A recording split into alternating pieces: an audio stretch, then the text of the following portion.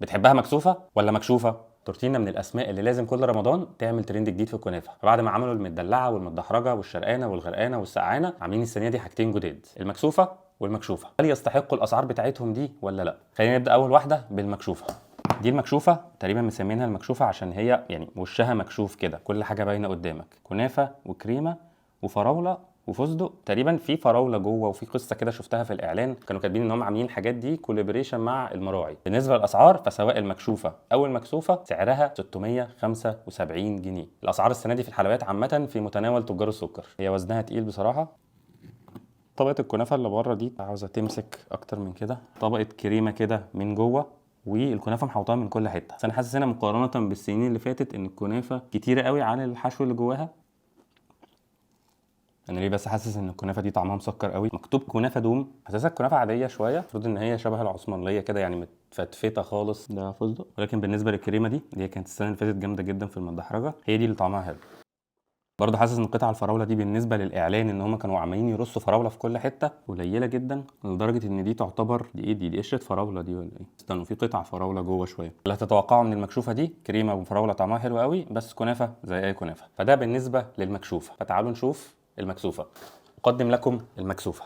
دي اتقل شويه من المكشوفه، شوكولاته بندق، تحسهم مهتمين بيها شويه، قافلينها من هنا مكتوب عليها المكسوفه تورتينا. هي نفس تكوين تقريبا المكشوفه بس مغطينها من فوق. بص احنا هنشيل الغطا ده، هنلاقي الفتحه دي، فكده بقت مكشوفه. نفس الكنافه شويه بندق كده، بس يعني تقريبا 10 بندقات، سلطه كراميل توفي صوص، في كيك كمان من جوه. حطيت السكينه فيها انهارت. يمكن الامل في المكسوفه دي كيك وشوكولاته وكنافه وصوص وحركات. هي ميكس كيك على كنافه، حاجه مسكره قوي وحاجه مش مسكره قوي. تهيألي الكنافه هنا هم مش حاطين فيها سكر كتير. الصوص نفسه اللي هو كراميل ده مسكر قوي، مسكر تجزيع نفس. طعم في حاجه بتاعها مسكره قوي.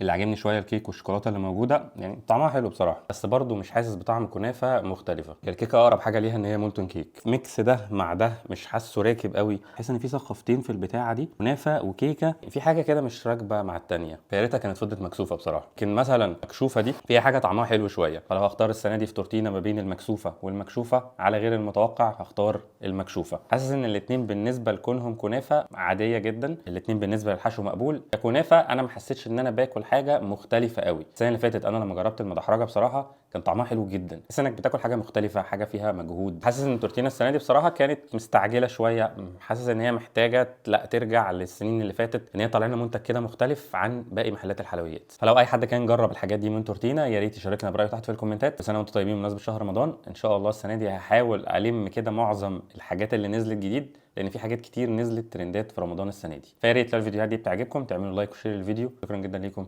سلام.